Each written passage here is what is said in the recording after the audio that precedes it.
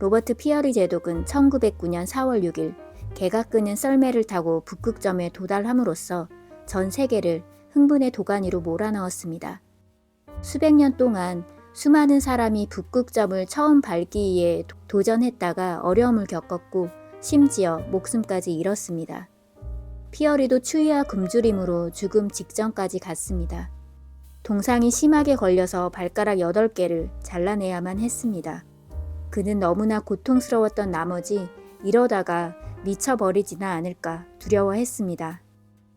한편 워싱턴에 있던 해군 상관들은 피어리가 관심과 명성을 독차지하자 질투심에 불타올랐습니다. 그래서 이들은 피어리가 과학 탐험을 한답시고 자금을 모아서는 북극에서 빈둥거리며 시간을 보냈다고 혐의를 제기했습니다.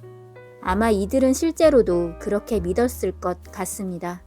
사람들은 믿고 싶은 것만 믿기 때문입니다.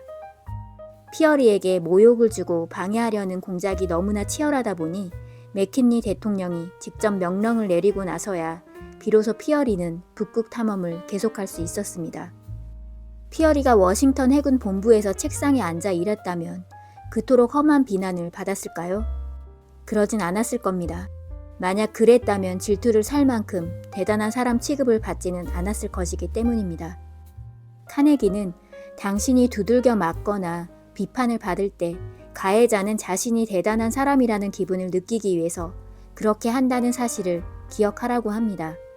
그런 경우는 대체로 당신이 훌륭한 일을 해냈거나 주목을 받을 만한 가치가 있는 사람임을 증명해 줍니다. 자신보다 똑똑하고 성공한 사람들을 비난하면서 만족을 느끼는 천박한 사람이 많습니다. 쇼펜하우어는 말했습니다. 천박한 사람들은 위인들의 실수와 잘못에 커다란 기쁨을 느낀다. 카네기는 부당한 비판으로 걱정하고 있다면 다음 원칙을 기억하라고 합니다. 비판을 받아도 걱정하지 않는 법 첫 번째. 부당한 비판은 칭찬의 다른 모습이라는 것을 기억하십시오.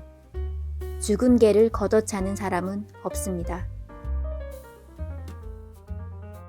비판을 받아도 걱정하지 않는 법 두 번째. 카네기는 할 수 있는 대로 최선을 다한 후 우산을 들어 비판이라는 빗줄기에 젖지 않도록 하라고 합니다. 많은 사람들이 자신에게 날아오는 사소한 험담과 공격을 지나치리만큼 심각하게 받아들입니다. 하지만 사람들은 다른 사람에 대해 관심이 없고 당신이 누구에게 무슨 말을 들은지에 대해서도 신경 쓰지 않는다는 것을 알아야 합니다. 사람들은 아침을 먹기 전에도 먹은 다음에도 그리고 자정이 넘은 시간까지도 끊임없이 자신만을 생각합니다. 여러분이 죽었다는 소식보다 자신의 가벼운 두통에 대해 1000배나 더 관심이 많습니다.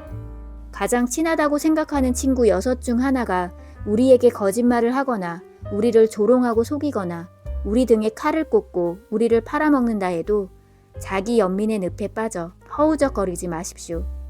예수도 실제로 당한 일입니다. 예수의 가장 친한 친구 12명 중 하나가 요즘 시세라면 $19에 불과한 뇌물을 받고 그를 배신했습니다. 다른 한 명은 예수가 어려움에 빠지는 순간 자신은 그를 모른다고 부인했습니다. 그것도 3번씩이나 심지어 맹세까지 했습니다. 이런 일이 예수에게 일어났습니다. 그렇다면 우리가 이보다 나은 상황을 기대할 만한 근거가 있을까요? 사람들이 부당하게 비판하는 것을 막을 수는 없지만 우리들은 훨씬 중요한 일을 할 수 있다는 사실을 깨달아야 합니다. 중요한 일이란 부당한 비판 때문에 마음 상할 것인가 아닌가를 결정하는 것입니다. 모든 비판을 무시하라는 이야기가 아닙니다. 부당한 비판을 무시해도 좋다는 뜻입니다. 가혹한 비판에 일일이 반박하는 것은 어리석은 처신임을 깨닫지 못했더라면 아마도 링컨은 남북전쟁이 주는 스트레스 때문에 쓰러지고 말았을 것입니다. 링컨은 이렇게 말했습니다. 나에 대한 모든 공격을 읽고 하물며 반박하려 들었다면 다른 어떤 일도 할 수 없었을 것이다. 나는 내가 알고 있고 할 수 있는 최선을 다하는 중이다. 카네기는 부당한 비판에 대처하는 마지막 3번째 방법으로 자신이 어리석은 짓을 기록하고 스스로 비판하라고 합니다. 그리고 우리는 완벽한 존재가 아니므로 공정하고 유익하며 건설적인 비판을 요청하라고 말합니다. 카네기의 개인 서류함에는 FTD라는 폴더가 있었다고 합니다. 이는 내가 저지른 바보짓들, Fool Things I Have Done의 줄임말입니다. 그 폴더에는 그 자신이 저지른 어리석은 일에 대한 기록이 보관되어 있습니다. 데일 카네기는 문제가 생길 때마다 다른 사람들을 탓했었다고 합니다. 하지만 그가 나이가 들어가면서 그리고 지혜를 갖게 되면서 불행의 원인이 대부분 그 자신이라는 것을 깨달았다고 합니다. 많은 사람들이 나이가 들어가면서 이런 사실을 깨닫게 됩니다. 대단치 않은 사람들은 사소한 일에도 분노를 터뜨립니다. 하지만 지혜로운 사람들은 자신을 비난하고 욕하며 앞서가려고 다투는 사람에게도 배우려 합니다. 윌트 휘트먼은 말했습니다. 지금껏 당신을 칭찬하고 당신에게 공손하며 길을 비켜주는 사람들의 가르침만 배워왔단 말입니까?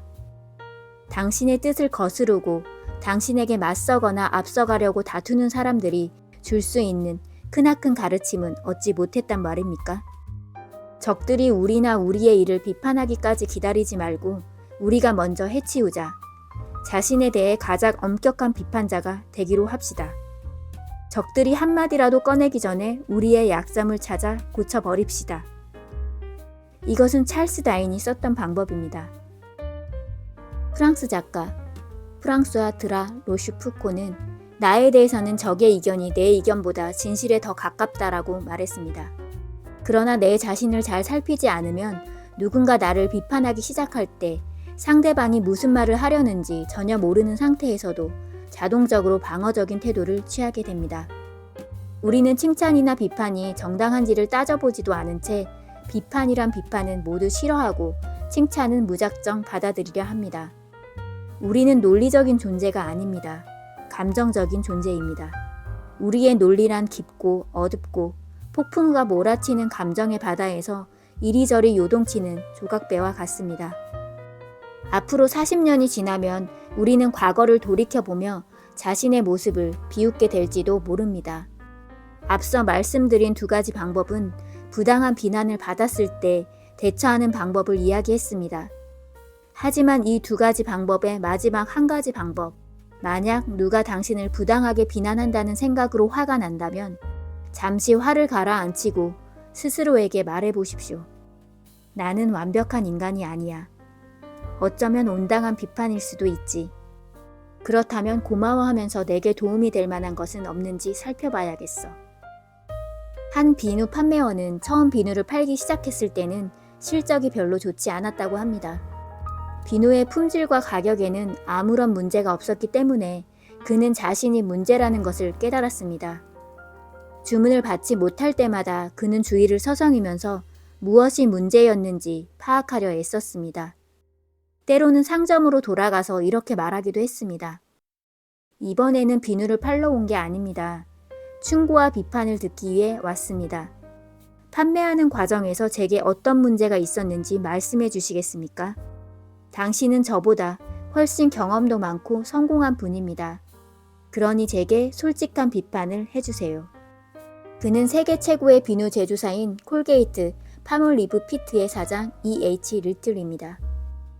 미국에서 그보다 더 많은 돈을 버는 사람은 14명 뿐이라고 합니다. 정리해 봅시다. 비판을 받아도 걱정하지 않는 방법 3가지. 첫 번째, 부당한 비판은 칭찬의 다른 모습이라는 것을 기억하십시오. 죽은 개를 걷어차는 사람은 없습니다. 두 번째, 비난을 받을 때는 할 수 있는 대로 최선을 다한 후 우산을 들어 비판이라는 빗줄기에 몸이 젖지 않도록 하십시오. 세 번째, 자신이 어리석은 짓을 기록하고 스스로 비판하십시오. 우리는 완벽한 존재가 아니므로 공정하고 유익하며 건설적인 비판을 요청하십시오. 카네기의 3가지 방법을 실천하려면 항상 자기 자신에 대해 똑바로 인식하려는 노력이 중요합니다. 자신을 똑바로 인식함으로써 다른 사람의 비난에 점철되지 않고 비판을 선별, 수용할 수 있어 우리의 미래는 발전해 나갈 수 있을 것입니다.